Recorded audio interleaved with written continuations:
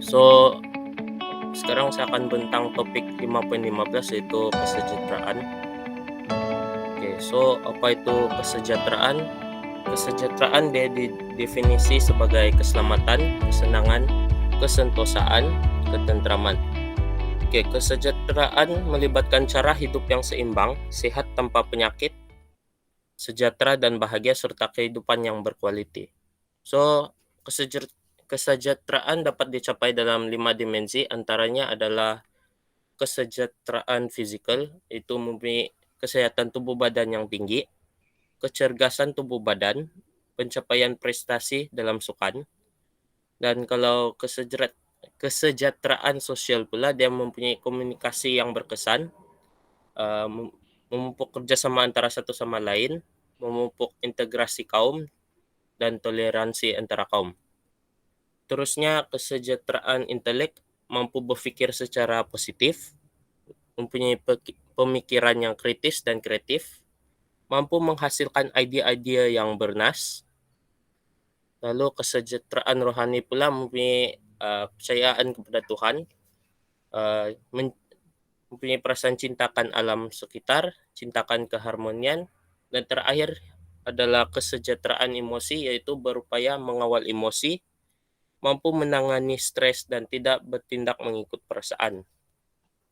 So, kesejahteraan boleh dicapai dengan adanya amalan gaya hidup sehat seperti mengamalkan pemakanan yang seimbang berdasarkan piramid makanan, melakukan aktiviti riada ataupun senaman sekurang-kurangnya 3 kali seminggu, mendapatkan rehat yang secukupnya, contohnya mempunyai masa rehat 7 hingga 8 jam sehari, melakukan pemeriksaan kesehatan berkala sekurang-kurangnya 3 tahun sekali jika berumur 50 tahun ke bawah serta dalam keadaan sehat, menjaga kebersihan diri seperti mandi sekurang-kurangnya 3 kali sehari dan mencuci tangan 6 kali sehari berdasarkan dasar yang dibuat oleh Hygiene Council.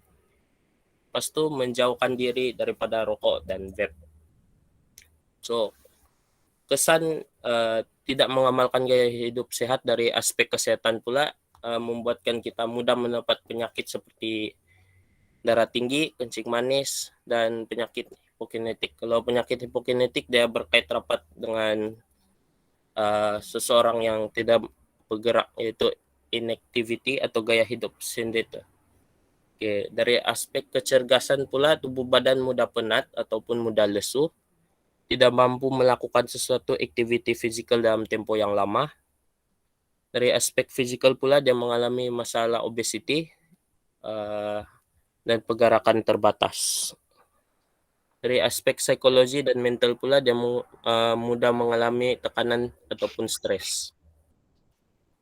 So, ini adalah kesan dia, yaitu mudah mengalami tekanan ataupun stres, tubuh badan mudah penat ataupun lesu, mengalami masalah obesity dan pergerakan badan terbatas, mudah mendapat penyakit hipokinetik seperti osteoporosis dan sakit jantung. So, kepentingan kecergasan, gaya hidup sehat, dan kesejahteraan dari aspek individu yang terlibat dari sukan massa pula, dia melibatkan kanak-kanak, golongan muda, dan golongan tua. Kalau sukan prestasi tinggi pula, atlet yang membantu atlet untuk mempunyai tubuh badan yang maskulin, kuat, berdaya tahan, serta menarik. Aspek kecergasan pula adalah dari sukan massa pula tidak mudah penat, lebih bertenaga, dan dapat melakukan aktiviti fisikal dengan lama. Sukan prestasi tinggi pula dapat melakukan latihan dengan tempo yang lama serta bertenaga. Aspek kesehatan pula kurang risiko penyakit dan membentuk antibodi yang kuat. Terus mempunyai imun badan yang tinggi dan terhindar dari penyakit yang berbahaya. Fisikal pula meningkatkan daya tahan otot, kekuatan otot serta daya tahan kardiovaskular, dan mempunyai berat badan yang ideal. Terus itu meningkatkan daya tahan otot, kekuatan otot serta daya tahan kardiovaskular. Dari aspek psikologi pula dia meningkatkan keyakinan diri, tingkah laku positif dan lebih ceria. Lalu atlet pula dia lebih fokus dalam setiap latihan ataupun pertandingan. Sekarang saya tunjukkan YouTube saja, tapi satu saja. Boleh. Okey, Bah. Cukup sudah tu. Sebab kamu punya penerangan tadi tu sudah meliputi keseluruhan dimensi. Okey, ingat topik ini adalah topik wajib di soal dalam soalan esei. Pilih soalan ini sebab dia paling senang dan paling common. Okey. Apa sahaja yang kamu bagi tahu, kesan-kesan tidak mengamalkan gaya hidup sihat, semuanya boleh dibuat. Dan jangan lupa contoh-contoh itu perlu disertakan sekali. Okey. Ini adalah soalan yang ini adalah topik yang paling senang untuk disoal dan kita sudah pernah buat dan saya pernah keluarkan benda ini di dalam peperiksaan baru-baru ni kan. So, pastikan 5.15 ini menjadi satu pilihan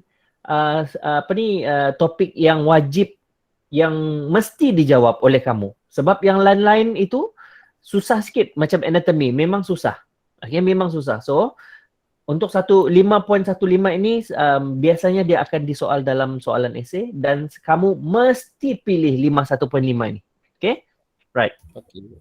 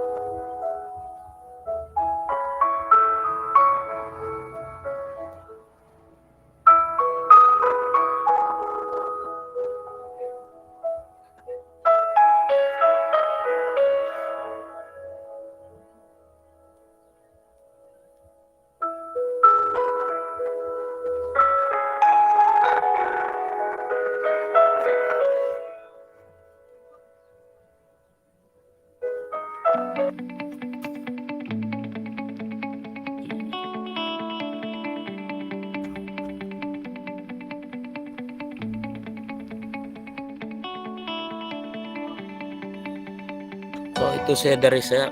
Oke, sekian, terima kasih.